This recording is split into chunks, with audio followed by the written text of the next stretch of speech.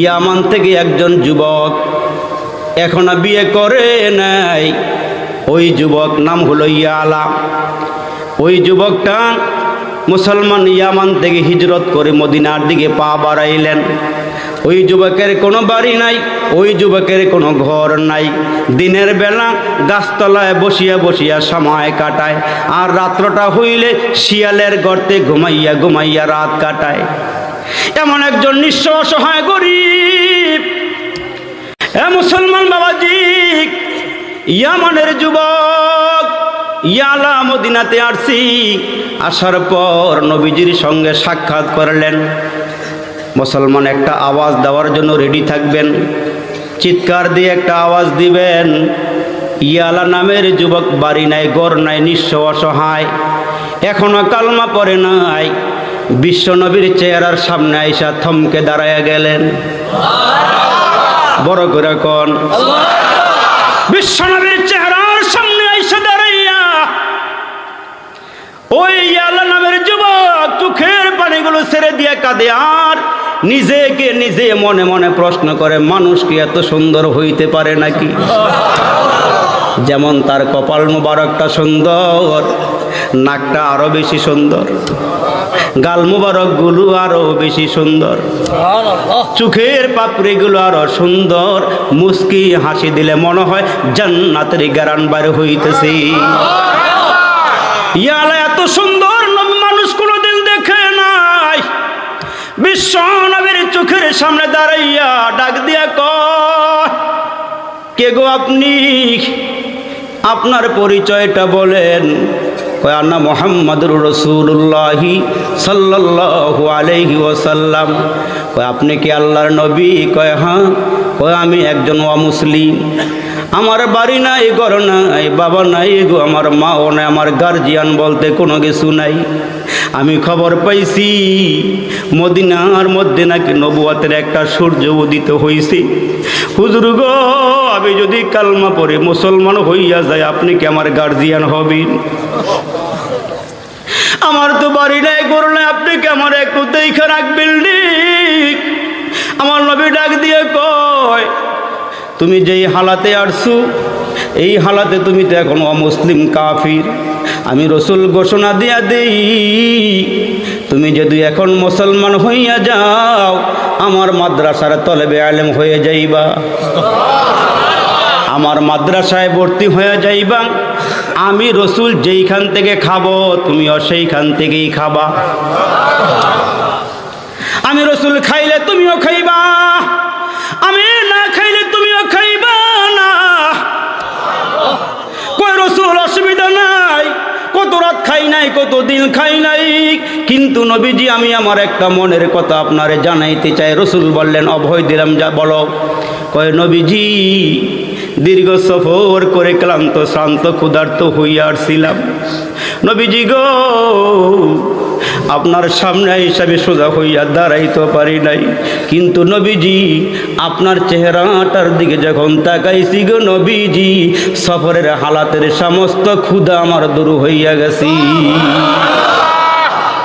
আমার সব পেরেশানি দূর হয়ে গেছে। নবীজি গো, আমার সব পেরেশানি দূর হয়ে গেছে। হুজুর আমারে কালমা পড়াইয়া দেন। নবীজি তারে কালমা পড়াই দিলেন, মুসলমান বানায়া। রসুল বললেন, আসহাবে সোহবায় ভর্তি হয়ে যাও। ওই লোকটা মুসলমান ভাইরা ইয়ামান থেকে হিজরত করে নবীর কাছে আইসা কালিমা পড়লেন। নবীজির দরবারে থাইকা গো কোরআন থেকে 4টা সূরা মুখস্থ করলেন। সুবহানাল্লাহ। কয়টা সূরা? 4টা সূরা মুখস্থ করার পর এই ইয়ালা নামের যুবকটা আস্তে আস্তে যৌবনে পদার্পণ করলে পরে আমার নবীর কাছে আইসা ডাক দিয়া কই, নবীজি গো, আমার বাড়ি নাই, ঘর নাই, গার্জিয়ান নাই, আপনি আমার গার্জিয়ান। আমার তো বিয়ে করার বয়স হয়েছে গো নবীজি, আপনার জিম্মাইকে আমার একটু বিয়ে করাই দিবেননি? আমার নবী ডাক দিয়ে, তোর কোনো সম্পদ আসেনি, বাড়ি আসেনি, ঘর আসেনি? কয় নবীজি আপনার একটা ওয়াজ আমার মনে পড়ে গেছে। সুরে কর, কি ওয়াজ? কয় নবীজি আপনি বলেছিলেন যারা কোরআনের সূরা মুখস্থ করে দুনিয়ার মধ্যে এবং আখিরাতে এরা সবচেয়ে বড় ধনী। নবীজি আমার কাছে 4টা কোরআনের সূরা আছে, আমি তাইলে অনেক বড় ধনী। ইয়া রাসূলুল্লাহ আপনি আমার গার্জিয়ান। রসুল ডাক দিয়া কই আলারি আগামীকালকে ফজরের পরে ঘরের থেকে বের হইয়া যাইবা, তুমি রাস্তা দিয়ে হাঁটবা, মনে করেন আনন্দ বাজার থেকে বারুদি বাজার, এই রাস্তা দিয়ে হাইটা যাইবা। প্রথম যেই নারীর সঙ্গে তোমার দেখা হবে প্রথম সাক্ষাৎ, ওইটাই তোমার বিবি। বড় করে কর, তুমি যাও বনি সালামা গোত্রের দিকে যাও। ইয়ালা ডাক দিয়া কয় রসুল আমি তো জানি না কোনটা বনু সালামা গোত্র কোনটা ওই সম্প্রদায়ের মানুষ। কয় তুমি বেরো হয়ে যাও। ইয়ালা যদিও রাস্তা চিনে না, রাস্তা দেখায় না ওর মালিককে। বড় করে কন, আওয়াজটা বাড়ায় কন। মনে হয় খারাপ লাগতেছে? বড় হুজুর আসতেছে, অপেক্ষা করেন একটু, আসতেছে। এর নবীর উম্মতের দল আল্লাহর এই বান্দা নৌজওয়ান ঘর থেকে বের হয়ে হাঁটা শুরু করলেন। এখনো বারুদি বাজারে যায় নাই। মুসলমান বড় বিরিদের সামনে গিয়ে দেখে বোরকাওয়ালা এক মহিলা আসতেছে। রসুল বলেছেন প্রথম যেই নারীর সঙ্গে তোমার দেখা হবে ওইটাই তোমার বিবি। ওই যুবক সাহস করে মেয়েটার সামনে গিয়ে দাঁড়াইয়া ডাক দিয়ে কে বলগো তুমি আমার স্ত্রী। আমগো দেশের নারী হইলে জোতার ফিটা বেশি দেরি হইতো না। কত বড় সাহস বকাটে ছেলে, আমার সামনে দাঁড়াইয়া তুমি কেমনে বললো আমি তোমার বিবি? ওই এলাকায় যুবতী মহিলা ডাক দিয়ে কে বাইরি তুমি আমারে কেমন করে বললো? আমার তো এখনো বিয়ে হয় নাই, তুমি আমারে কেমনে বউ বানাইলা? আমি বানাই নাই, বিশ্ব নবীর খবরটা তোমারে পৌঁছাই দিলাম। তোমার আমি বিয়ের প্রস্তাব আমি দেই নাই, তুমি আমার বউ এইটা আমি বলি নাই, আমার রসুল আমারে পাঠাইছেন। ওই নারী মেয়েটা ডাক দিয়া কয় যদি আমার নবী পাঠায় তাকে চলো সত্যতা যাচাই করি। ওই নারী যুবককে লইয়া সামনের দিকে আগাইলে তাকায় দেখে আরেক রাস্তার দিকে মেয়ের আব্বার মেয়ের ভাই। মেয়ের আব্বা মেয়ের ভাই ডাক দিয়ে কয় কই যাও কই যাও? কয় আমি এই ছেলের সাথে এই যুবকের সাথে নবীর দরবারে যাই। কে এই যুবককে তার পরিচয় কি? কয় আব্বা তারা নাকি আমার নবী পাঠাইছি, তার স্ত্রী নাকি আমি। কয় আমরাও যাব। যাও নবীর আমরা মালিক, রসুল রে আমরা মানি, চলো যাই। বিশ্ব নবীর দরবারে যাওয়ার পর মেয়েটার আব্বা রসুলকে ডাক দেয় কয় নবীজি আপনি নাকি বলেছেন এই কালো যুবকের এই গরিব যুবকের বিবি নাকি আমার মেয়েটা? রসুলকে হা কইছি। রসুল ডাক দিয়া কয় বাবাজি তাড়াতাড়ি করেন, জলদি করিয়া যান, জলদি করে বাজারে যাইয়া বাজার সওদাই করে এই যুবকের সাথে আপনার মেয়ের বিয়ে দিয়ে দেন। হুজুর মাথা পেতে নিলাম। সুবহানাল্লাহ। বাজারে যাওয়ার পর বাজারে যাইয়া বাজার সদাই কইরা যুবকের সাথে তার মেয়ের বিয়া দিয়ে দিলেন। রসুল বললেন বিয়া দিয়া খাটের ভিতরে নতুন বিছানা বিছাইয়া ওখানে তার সময় দিবা। মুসলমান বাবাজি আসার নামাজের পরে যুবক ওই বিবির ঘরের মধ্যে যাওয়ার পর মুসলমান বাবাজিরা রে ঘরের ভিতরে যাওয়ার পর যুবক গিয়া দেখে সুন্দর খাট, সুন্দর বিছানা, 7 বছরের আলিয়াস ঘর, আল্লাহর ঘর ডুইকা, মসজিদে ডুইকা, 2টা হাত বাড়ায় বাড়ায় চোখের পানিগুলো ফালায় কাঁদি। বয়স কত?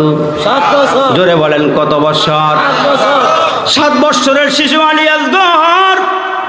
বাবাজিরা রে আল্লাহর ঘরে ঢুকি আল্লাহর দরবারে 2টো হাত উঁচু করে কাঁদি, চিৎকার দিয়ে কান্না শুরু হয়ে গেছে, চোখের পানিগুলো ধা ধা করে বের হওয়া শুরু হয়ে গেছে। হিচকি দিয়ে কান্না করে মোনাজাতের পরে মুরব্বীরা ডাক দিয়ে কই শিশু বাচ্চার দিকে আসো, তোমার দিকে তাকায় দেখলাম তুমি আল্লাহর ঘরের মধ্যে ঢুইকা জোরে কান্না করতেছো, কারণ কি?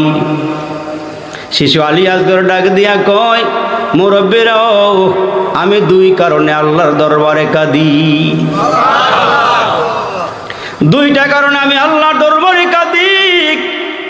মুরব্বীরা জিজ্ঞেস করে, শিশু আলী আসগর, তুমি তো এখনো বালেগ হও নাই, তুমি কেন কান্না করো, কারণটা বলো। শিশু আলী আসগর ডাক দিয়া কয়, মুরব্বীরাও, এক নম্বরে আমি আমার আল্লাহর মোহাব্বতে কাঁদি। আল্লাহ আমারে কত মোহাব্বত করে, আল্লাহ আমারে কত মায়া করে, আল্লাহ আমারে কত ভালোবাসে। এই সোনার গায়ের দামোদরদি এলাকার কোনো যুবক যদি বিদেশের বাড়িতে যায়, প্রথমে বন্ধু বান্ধবের কাছে গিয়ে বলে, ভাই রে, দিনে রাত্রে একসঙ্গে চলাফেরা করছি রে ভাই, বিদেশ থেকে চলে আসছি, ভিসা পাসপোর্ট রেডি হয়ে গেছে, আমি চলে যাব, জীবনে দেখা হইতে পারে নাও পারে, আমার আল্লাহর হস্তে মাফ করিয়া দিও। সবার কাছ থেকে বিদায় নিয়া সর্বশেষ ঘরে দুই কাব্বার কিনারায় দাঁড়ায় দাঁড়ায় ডাক দিয়ে বলে, বাবাজি, আব্বা গো,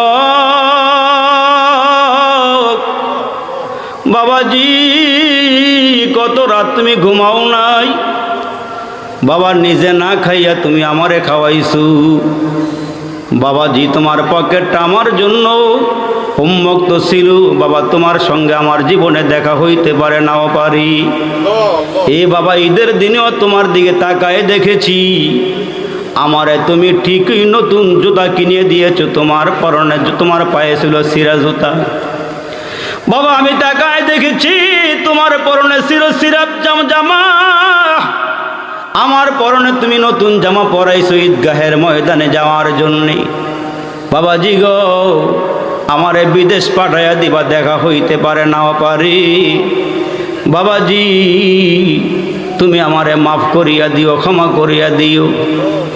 মায়ের কিনারে দাঁড়াইয়া আমার জড়াইয়া ধরিয়া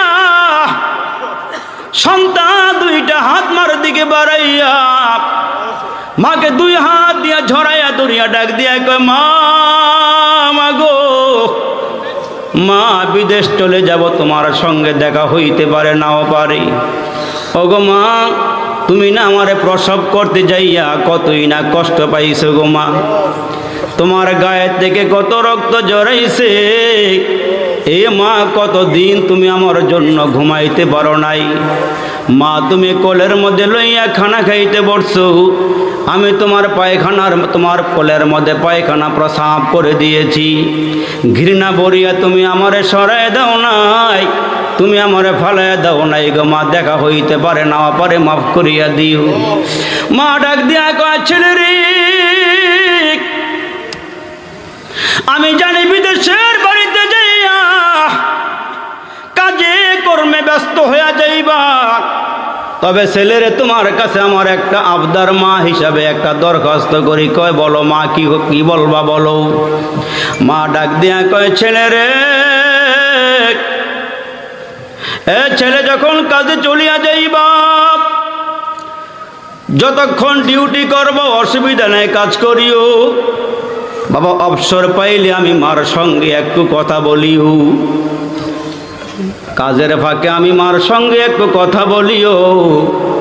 আমার আল্লাহ ডাক দিয়া কয়, সোনার গায়ের দামোদরদির মানুষ, চাকরি করবে, ব্যবসা করবো অসুবিধা নাই, দোকানদারি করবো অসুবিধা নাই, তবে তোমাদের কাছে আমার একটা দরখাস্ত, তোমরা কিন্তু আমারে ভুলে যাইও না, তোমরা কাজের ফাঁকে ফাঁকে আমি মালিকের স্মরণ করিও, ইন যাকারতানি যাকারতুকা, তোমরা আমারে স্মরণ করলে আমিও তোমাদেরকে স্মরণ করব, ওইন নাসিতানি যাকারতুকা, তোমরা আমারে ভুলিয়া গেল, আমি আল্লাহ তোমাদেরকে স্মরণ করব।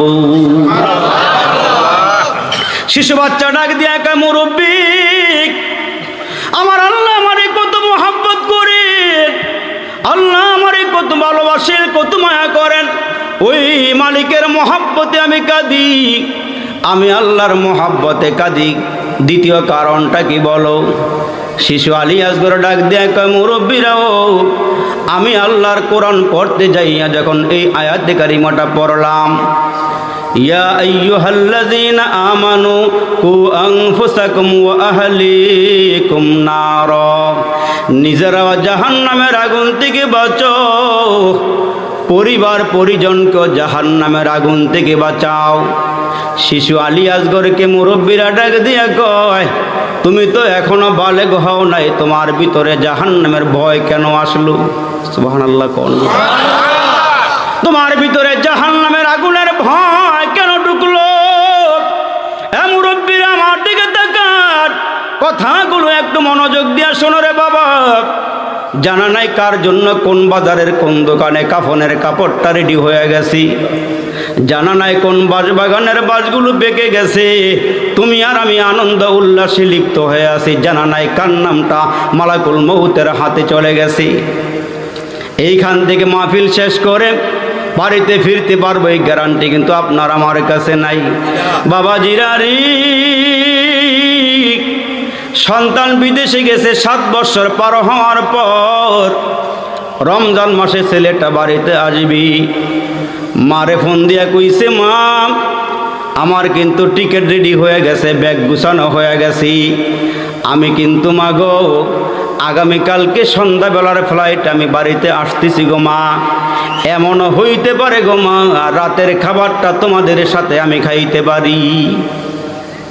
মা ফোন পাইয়া বসিয়া বসিয়া চিন্তা করে, মালিক 7টা বৎসর ছেলেকে একসাথে নিয়ে খানা খাইতে পারি নাই, কত একা একা একা ইফতারি করছি, সন্তানরা পাশে বসাই ইফতারি করাইতে পারি নাই, কত ভালো ভালো খানা পাকাইয়া খাইছি, সন্তানকে খাওয়াইতে পারি নাই। ছেলে বলে বাড়িতে আসবে, মা বড় খুশি। বাবাজি মনোযোগ সহকারে শুনুন, খেয়াল করিয়া কথাগুলো শুনুন, দেহটা এইখানে রাইখা মনটা দূরে সরাইলে কথা বুঝবেন না। ওই ছেলে যখন মারে ফোন দিছে, মা খুশি হইয়া সন্তানের জন্য খানা রেডি করা শুরু করে দিলেন। ছেলেটা মুসলমান রওনা দিয়া বাংলাদেশ এয়ারপোর্টে নামছে, রাতের বেলা বাড়িতে ফিরবে আসবি। কিন্তু মুসলমান 3 বন্ধু একসঙ্গে বিদেশ থেকে রওনা দিয়েছে বিমানে করি। বিমান উড়তেছে উড়তেছে উড়তেছি, এখনো বাংলাদেশের এরিয়াতে বিমানটা পৌঁছতে পারে নাই। দেখা গেল হঠাৎ করে ওই সন্তান ওই ছেলেটা স্ট্রোক করে বিমানের ভিতরই মারা গেছি। 2টা হাতের মধ্যে মার জন্য বাজারের ব্যাগ, বিদেশ থেকে মার জন্য কত আইটেমের খানা, বিদেশ থেকে মার জন্য কত রকমের পোশাক, বাবার জন্য পোশাক কিনিয়া ব্যাগ হাতের মধ্যে লইয়া রওনা দিছি। আরে মুসলমান লাগেজ তো আগে বেল্টে পাঠাইয়া দিছি, বিমানের ভিতরে লাগেজ তো মুসলমান পরে আছে, ছেলের হাতের ভিতরেও ব্যাগ। এদিক দিয়ে মা অপেক্ষা করতেছে সন্তান রাতের বেলা আসবি, কিন্তু মুসলমান রাত চলে যাইতেছে, সন্তানের কোনো খবর নাই। এই কলিজার টুকরা যুবক মারে কেন আঘাত দাও, বাবারে কেন আঘাত দাও? এ বন্ধু একটু খেয়াল করিয়া শোনো, মনের কান লাগাইয়া শোনো রে বন্ধু, 1 ফোঁটা 2 ফোঁটা চোখের পানি দেখো ফালাইতে পারোনি। এ মুসলমান বাবাজি, তোমার পাশেই কবর, তোমার আমার পয়গম্বর ডাক দিয়ে একে উম্মতের দল।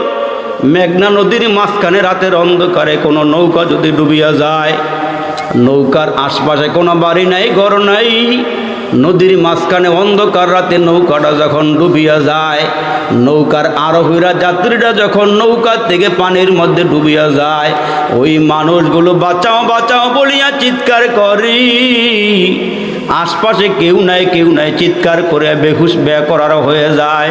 তোমার আমার নবী ডাক দিয়ে কে উম্মতের দল, যারা কবরের মধ্যে গিয়া ধরা পড়িয়া যায়, আযাবের ফেরেশতার হাতে যারা ধরা পড়িয়া যায়, ওই মানুষগুলো কবরের মধ্যে তাকিয়া চিৎকার দিয়ে বলে, আমার সন্তান কই, কই রে আমার ছেলে, কই রে আমার মেয়ে, কই রে আমার বাবা, কই রে আমার মা, কই আমার আত্মীয় স্বজন, কবরে বড় অসহায় অবস্থা আছি, আমারে বাঁচাও আমারে বাঁচাও। তোমরা একটু দোয়া করু, আজকের এই মাহফিল থেকে আব্বা হারা সন্তান যদি 1 ফোঁটা চোখের পানি ফেলাইতে পারু, মা হারা সন্তান যদি 1 ফোঁটা 2 ফোঁটা চোখের পানি ফেলাইতে পারো, আমার মাওলা কুদরতি হাতগুলো বাড়ায় বাড়ায় তোমার চোখের পানিগুলো নিয়া তোমার মার কবরের ভিতরে দিবি।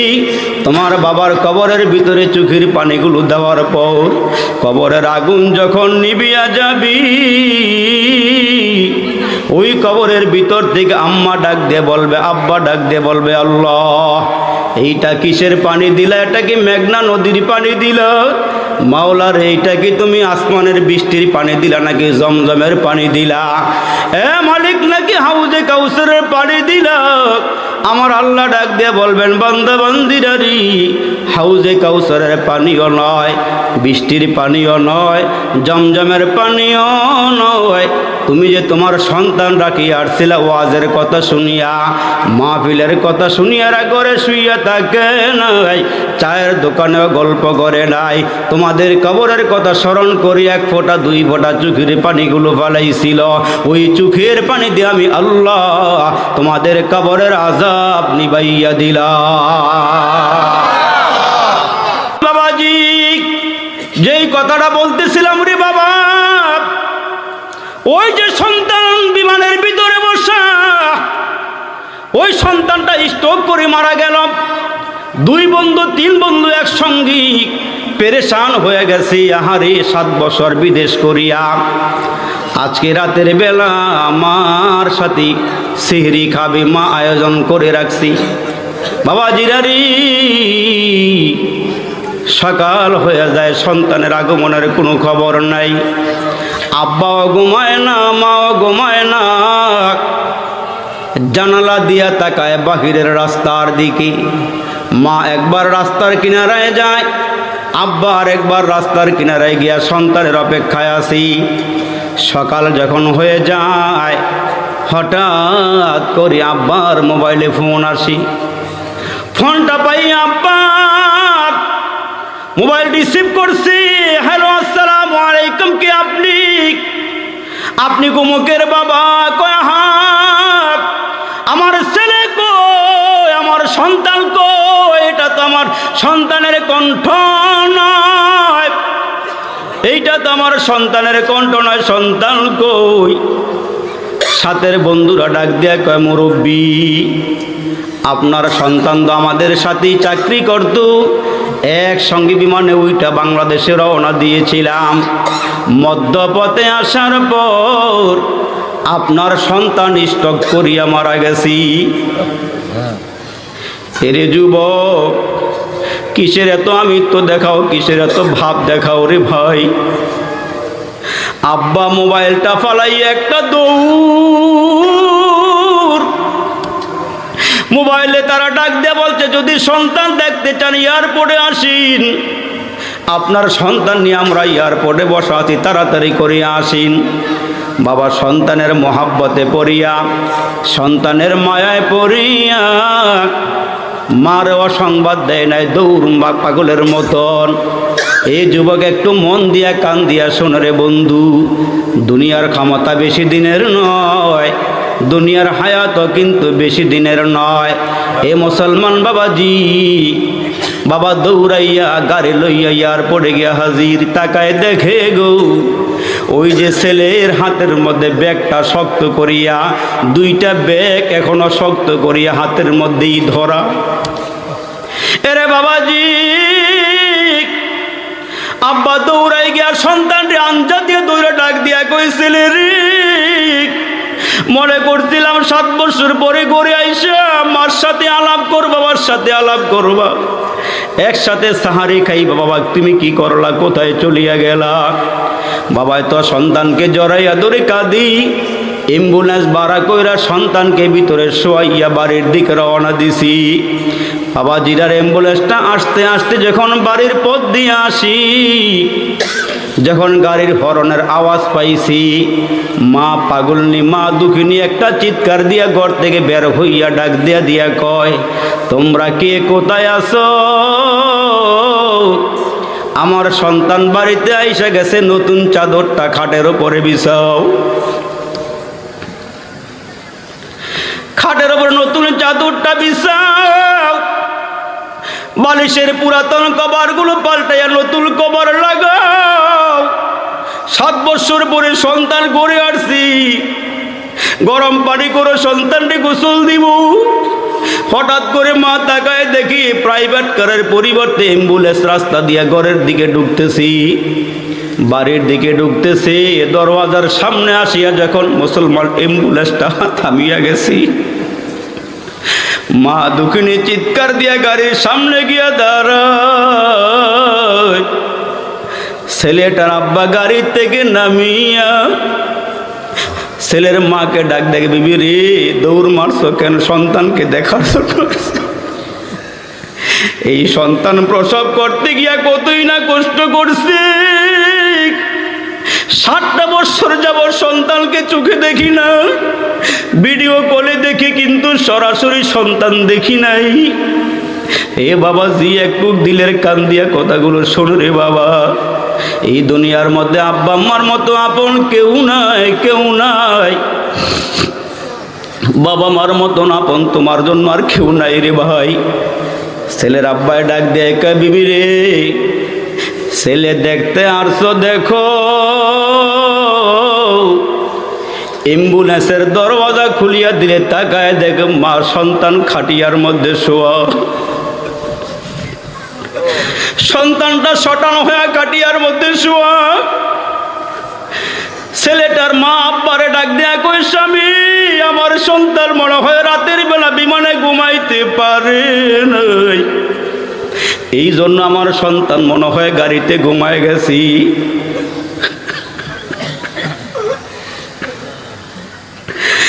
বাবাজি